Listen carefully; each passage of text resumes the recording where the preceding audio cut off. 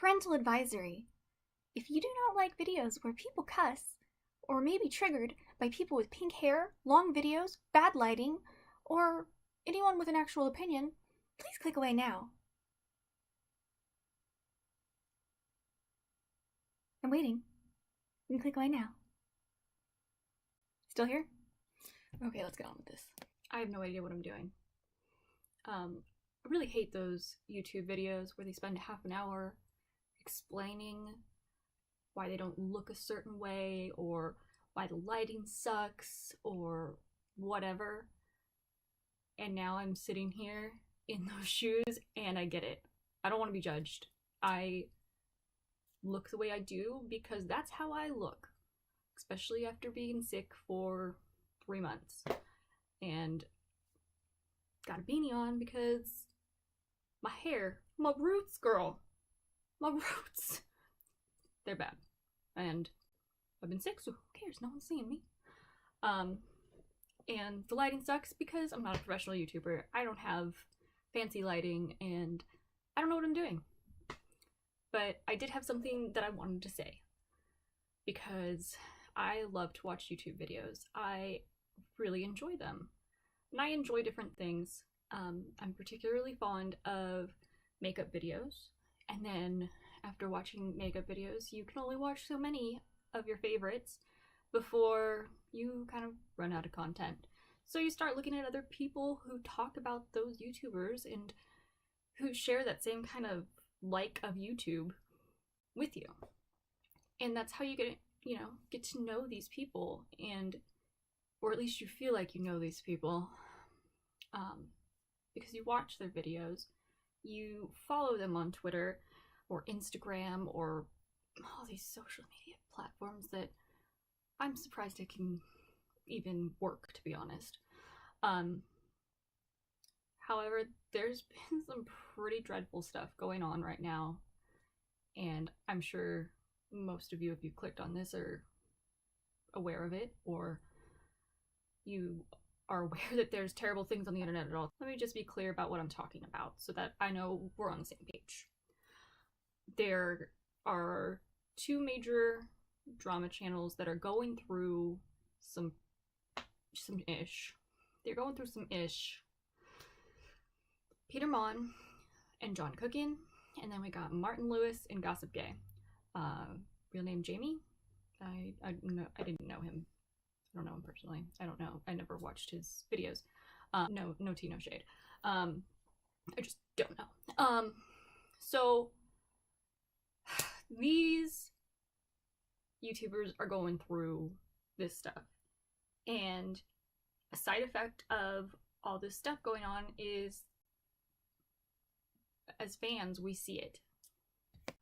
And it's kind of almost, oh, this is a bad analogy. It's like sports teams. You're like rooting for your favorite one, whoever that may be. As fans, with all of these things going on and all this, I don't want to even call it drama because it's a little bit beyond that, like that point now. It's all this cyberbullying. And even that feels like a tame way of describing what they're going through. But it's not their struggle or the cyberbullying that's happening to them that I really want to talk about, because Peter Mon has his lawyers. Martin Lewis is working with authorities. Like, these guys, they're taking care of it themselves. They don't need us to take care of it for them. They don't need us to be crusaders for them. They got their shit together. Or they will, hopefully. They are gonna figure it out.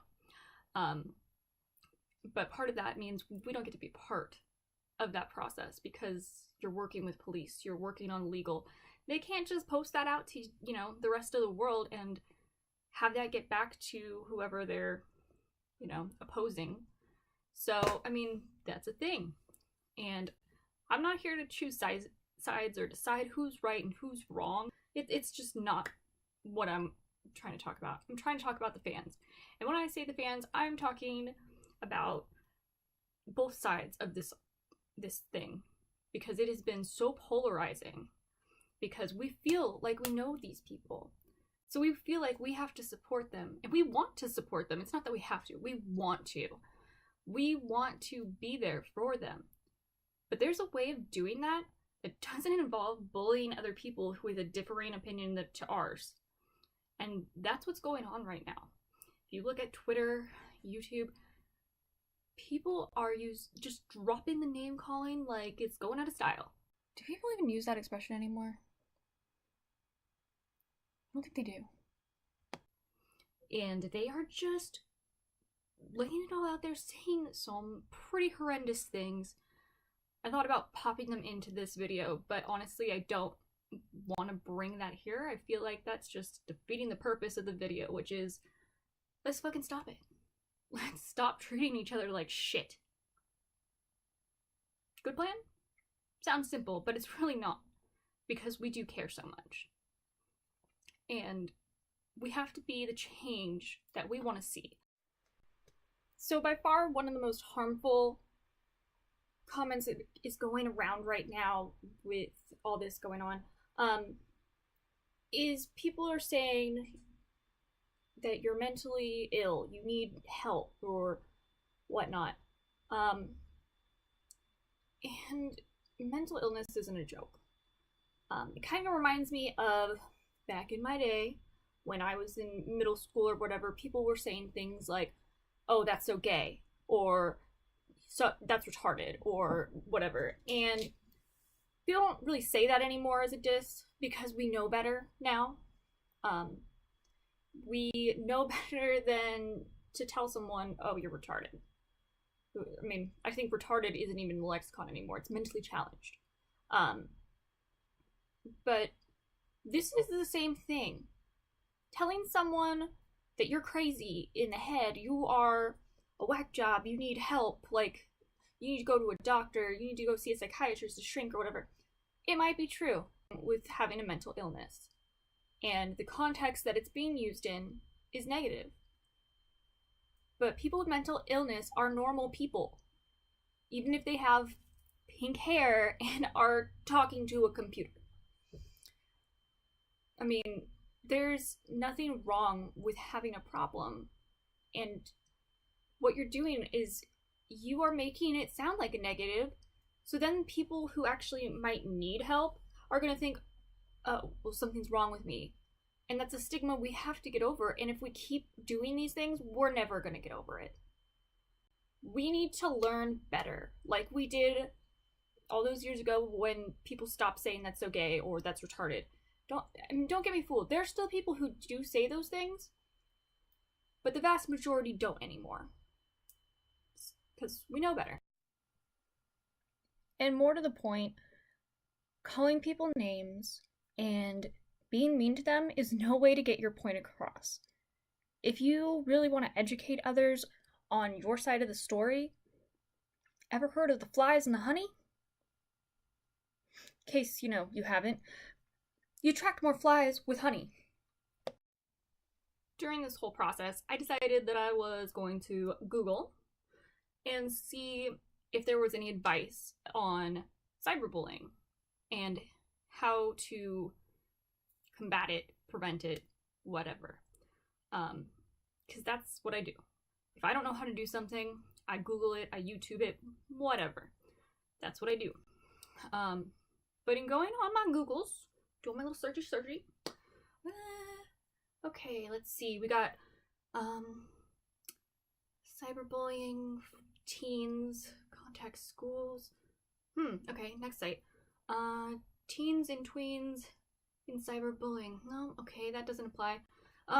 Maybe if I try cyberbullying and adults. Parenting advice. When your kid is being cyberbullied. Okay, that's not quite it either. It was pretty difficult to find anything that was about cyberbullying for adults. There was really a small amount of it. And I think that says something about cyberbullying. Says that we should fucking know better as grown-ass adults. We should know better than to call people names or make fun of illnesses or whatever. We should fucking know better. Anyway, in going through all of this information on Google, I read through the tips and advice for teens, just to see if there was anything that might be helpful to adults.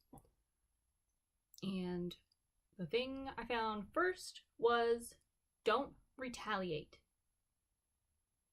One of the things you can do is tell someone to stop. If they're calling you names, you can tell them to stop. You can also tell them that, you know, you're happy to have a civilized conversation about it or an open debate without the name calling, if that's what you want. If that's not what you want, then don't open yourself up to this. You're entitled to your opinion, but so are half a dozen other people. And their opinion is not more valid, and your opinion is not more valid than theirs. We're all entitled to our opinions. My mom says, opinions are like assholes. Everybody's got one. And I would also like to note that my mom does not sound like that. That was not a very good impression of her. I have two. Don't Google that, by the way. Anyway, number 2. If it doesn't stop, the cyberbullying just keeps going, you can block the person or report them to the social media platform that they are bullying you on. So whether that's Facebook, YouTube, you can report them. And that's fine. You can do that. If it still keeps going, social media is no help, nothing. You can contact a higher power, such as your police station, Better Business Bureau, I guess. There is outreach, and you can find help. And it's okay, once again, to ask for help. I find that most of the time, though, blocking people works just fine. Just be nice to people. And if you want to have a, civilized debate about what's going on, if you want to talk about it because you're trying to process what's going on, because believe me, I'm trying to process what's going on. We're getting bits of information here or there, You want to talk about what's going on so that you can process it in your mind? I'm here. And I will be nice to you. And if I'm not, you can call me on my shit. You can say, hey, that's not nice. And I will listen. I'm on Twitter, Pinkfuzzycow, and there are comment sections below. Please keep them nice and free from hate. I reserve the right to delete anything mean. Or I might just keep it there as evidence of the fact that people are shitty. Because it doesn't look bad on me, it looks bad on you. So, Twitter, Pinkfuzzycow. We can be friends if you feel like I'm onto something here. Or if you don't and just want to laugh at the girl with the funny face on funny YouTube who looks stupid because she's wearing a beanie inside her house and talking to herself through a computer screen. Bye!